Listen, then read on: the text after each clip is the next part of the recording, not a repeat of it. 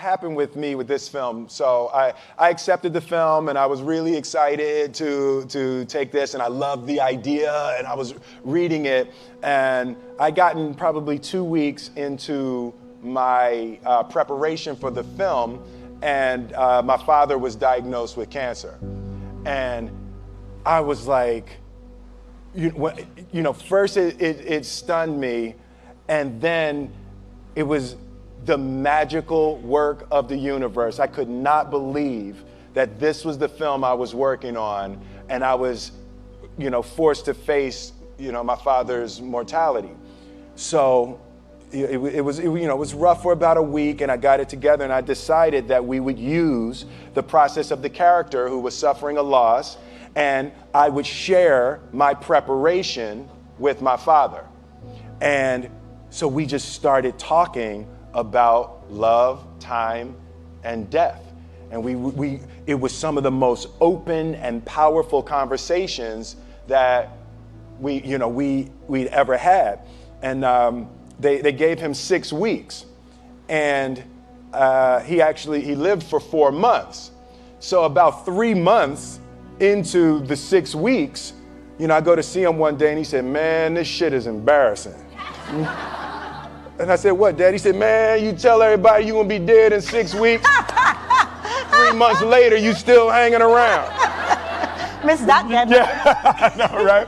But it was so beautiful, and we got to a place that we were talking open and comedically and really, I think I was able to embody the ideas of the loss and also the redemptive quality of the pain.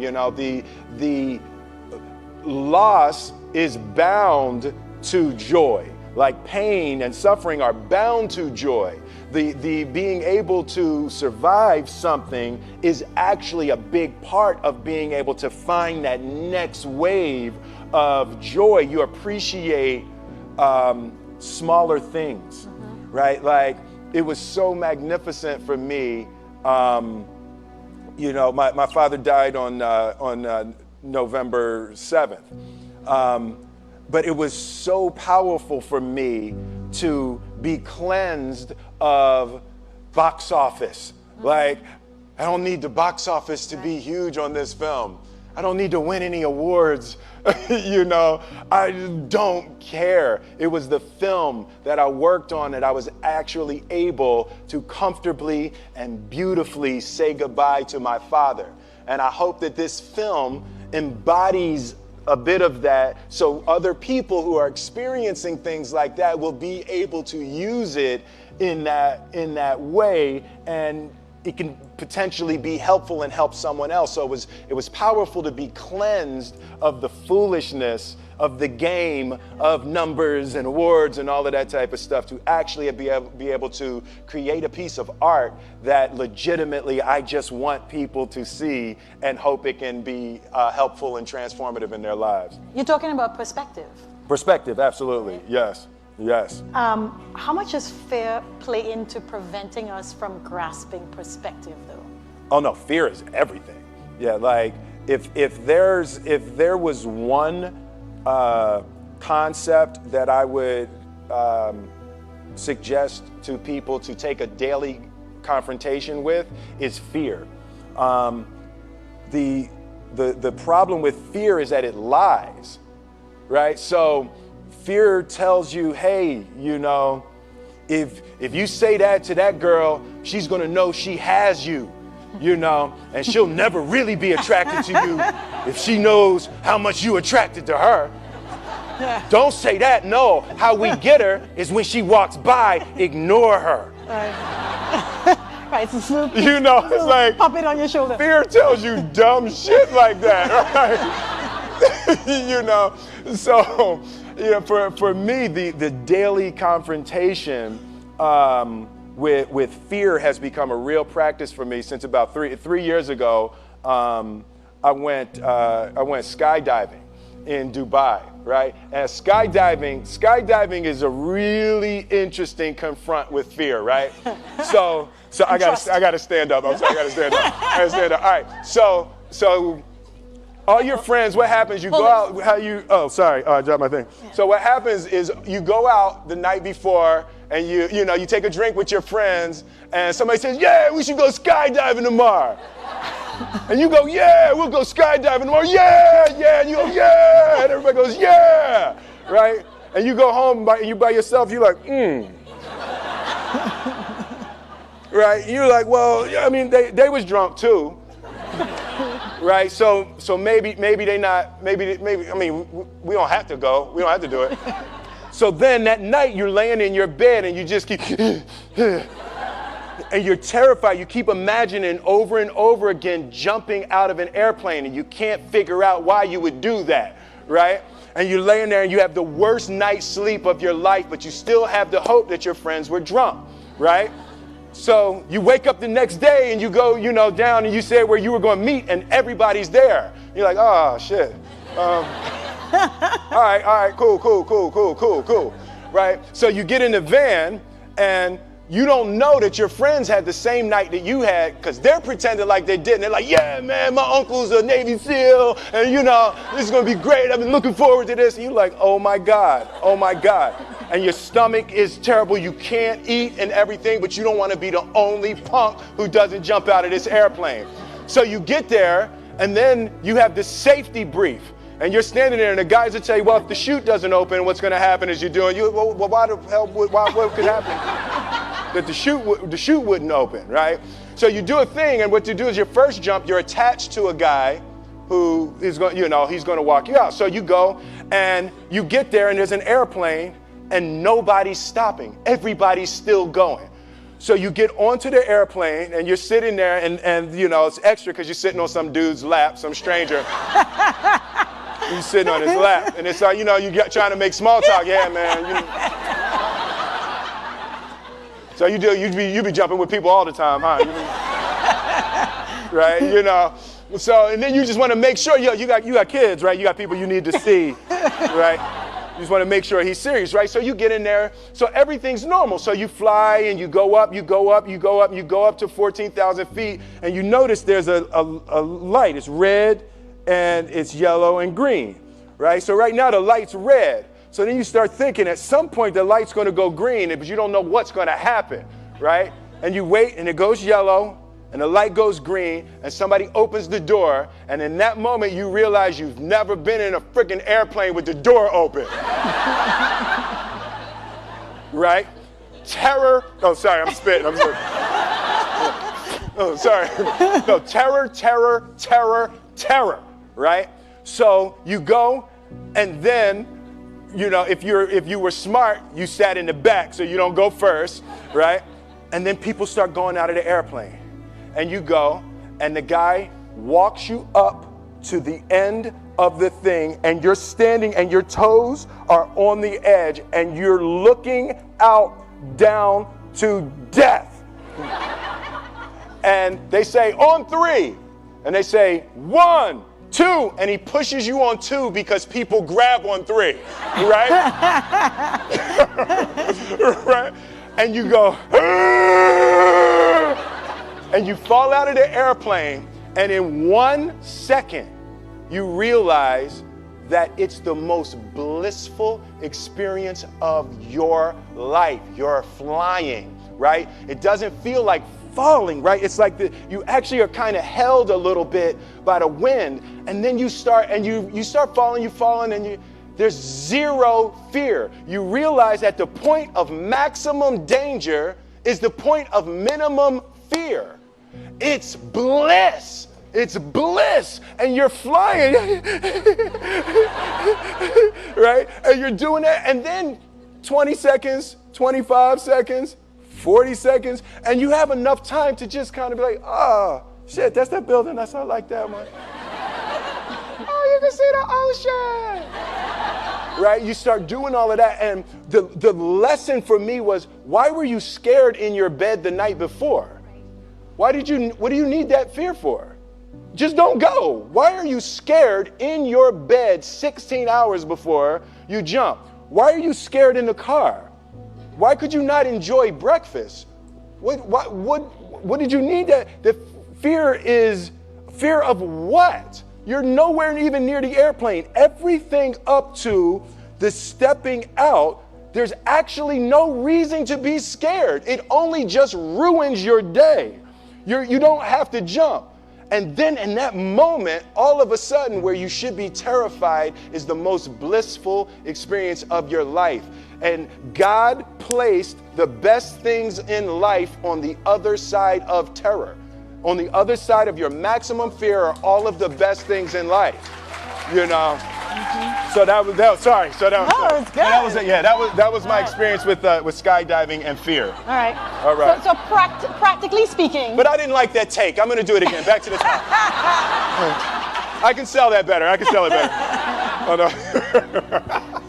But when you decide to do something like that, like how does it work practically? Do you call your wife and be like, I might be dead tomorrow? Right. No, but that's. But I made a drunk promise. Yeah, I made a drunk promise. Yeah. How about this? So I jumped. I had such a mystical, powerful spiritual experience. I flew home and got my sons, and I went back, and 10 days later, my sons jumped, right? Yeah. Now that was a little different. Oh, let's see, that makes me stand up, right? Because I'm scared, right? So it was so Jaden went first, right? Jaden wants to do everything first. So I'm sitting there and I'm like, yeah, my sons are gonna have this crazy experience. And then Jaden went out of the airplane. And I was like, Then my oldest son, Trey, goes up and he goes out of the airplane. And I was like, this could potentially be the worst display of African-American parenting in history. Right? I was like, both my sons just fell out of an airplane. Jump. Right? Jump. Right? Because I told them to. But again, the fear again. I was like, oh my God. So I told the dude, I was like, listen, I want to see them go out, but I also want to see them land. And he's like, no, it's cool. So this time we went out and we did the straight bullet, and I just went straight down past them. Right? I was like, and he's like, good. Right, did the bullet straight past, pulled the chute late. Oh, sorry, it makes me spit. I'm sorry. Pulled the chute late, landed, and then videoed them coming down. But it was like, they had the same thing, the same experience with the fear. But that I'm telling you, the confrontation with fear is an absolute magical way of facing the things we have to do in this life. You know, forget security, live for experience. All right. Now, you say you learned that 3 years ago. Yeah. Amazing. What about these small things that we get afraid about, right? So you are the funny guy, and you come along and everybody expects to be entertained in summertime, right? Like, are you ever afraid that you're like, you know what, today I'm really not feeling Jazzy Jeff. Like I'm just, I don't want to be that guy today. So this whole movie, you were not that guy. Not that guy, right, yeah. Do you have fear of that, of like disappointing people because like, you're supposed to be funny and cool? Yeah, you know, the thing, that's been one of the major confronts for me in my life over the past 3 or 4 years. Like, Will Smith is an idea, right? So there's parts of that that's me, but that character from The Fresh Prince of Bel-Air was who I was 26 years ago. I love it. You see? They love it, right? Exactly. You people are this man's crack. Okay? He's talking about evolving, and like moving on, and you're like, Fresh Prince! That's what we want to hear about! You know, but that's the thing, to be able to boldly be able to move and grow and create and hope that the things that I'm able to deliver at this point. You know, I was 20 doing the Fresh Prince. You know, so I'm 48 now. So it's a really different time in my life. Yeah, that got less of a cheer. Yeah, like woo. They're like, tell us what that's like. Yeah, no, right? Yeah. Yes, girls. Yes. But yeah, it's. Do you have a fear of being completely who you are?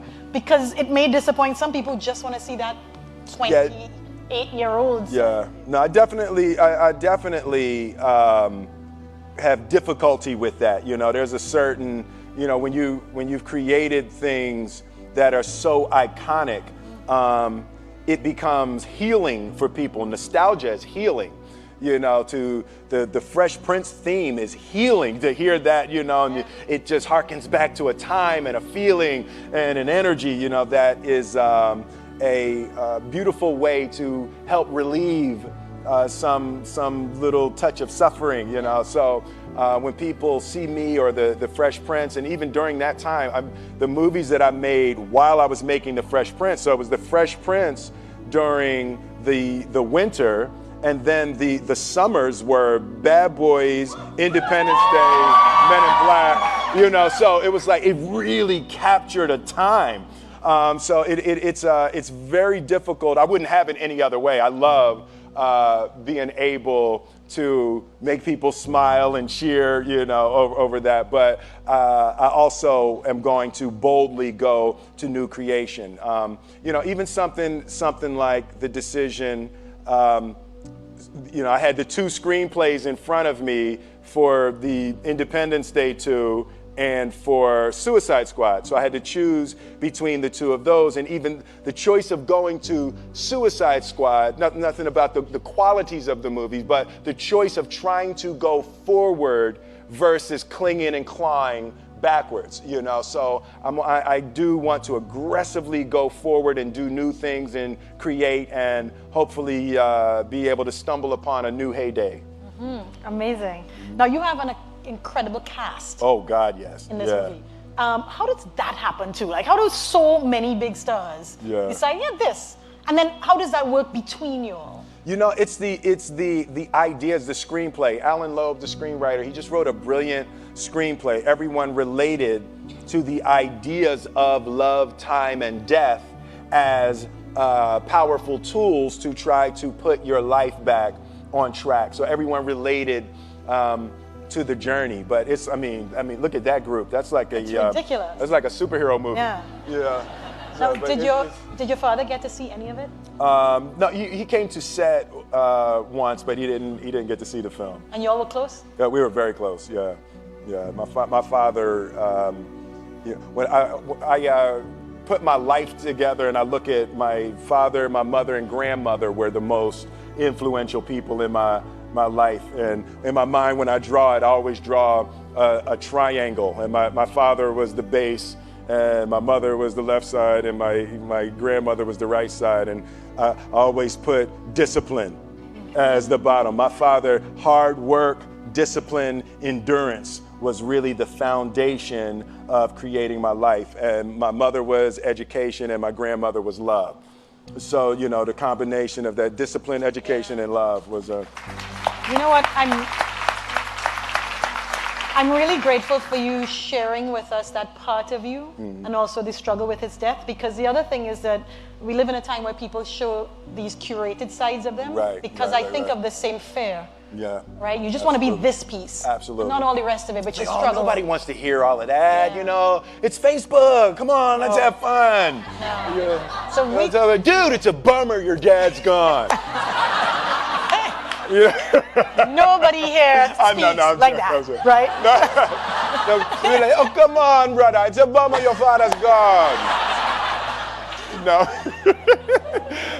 but, for me, laughing is the elixir, and that was another thing that my father taught me. He was joking all the way up to the end. Like, laughing, you have to be able to laugh at everything. And for me, the beautiful part is that's my natural color on the spectrum. I naturally go to comedy, and when I'm looking at something, I'm always trying to find why that's funny. And, it's been really, really helpful in this experience and even just this point in my life. Remember to laugh, and spend time with people that make you laugh. Like, that is hugely important. Laugh and connect. Yes, absolutely. Those are good messages. Yeah. I love this idea, it's a guy trying to put his life back together, and he just gets furious and rants and writes letters to love, time, and death. and then love, time, and death respond. So it's a really that beautiful Christmas flavor was just a little touch outside of reality. So you get to deal with real subjects and real topics and real loss, but because it touches just that New York Christmas just a little bit outside of the how excruciating it would be if you dealt with it, straight, hard, rated R, loss, So I just love going into that realm of the mystical to be able to take a good look at real human issues. Mm-hmm. So you talk about real. Mm-hmm. I felt it was the most real I had seen you be. Really? Yeah, like I felt there was no filter there. Yeah. And I wondered, for somebody who could choose to do anything, yeah, was there something special that drove you to this? Yeah, when I first read it, when I first read it, every once in a while you read a screenplay, and the most important thing in a movie, I guess the two most important things that I look for is, one is the universally relatable concept, right? So just at its core, when you first say it, when you say one line about it, can you connect to people? And one of the best ones I've ever had, like something with like I Am Legend, the last man on earth. Yeah. Security, you gonna keep an eye on this section right here. But it's like when you just have that one thing, and with this it was a little bit heavier, but it was a guy trying to put his life back together after an extreme loss, right? So people can relate to that. That's an extremely relatable idea. And then I flipped to the last 10 pages and the ending. It's like, this is a movie that has lots of twists and turns, but then even within the last 10 pages, there's still another surprise. When you can send people out of a movie theater with another surprise, so, I mean, historically, there's been times I've sent people out of the movie theater, and the surprise in the last 10 minutes is that the movie wasn't good, right? So you want to avoid that surprise. You want to avoid that one. But with this one, it had such an interesting turn in the end of it. It was one of the most fun screenplays I've ever read. Why are you doing movies at all still? Like, you're rich. Yeah. You could, as we say, cock up your foot and rock back. Cock up my foot and rock back. Yeah. I love that. Why, That's just fantastic. What is getting you out of bed to still go and do this thing? I enjoy connecting with people and ideas, and I have a mission statement. So every year for probably the past 10 years, I've worked out a mission statement for myself. And for the last few years, the mission statement has stayed the same, and it's been improve lives, right? So when I go into something, I'm looking for how the quality of this piece could potentially improve lives. But it's all along the way. It's when you make the movie and how you're interacting with people in the process. And the concept of improving lives runs through the center of everything I do. And then I realized that the way to improve lives is to continually improve yourself, right? So with that, every morning when I get out of the bed, I haven't fixed everything in the world yet, so there's always something to do.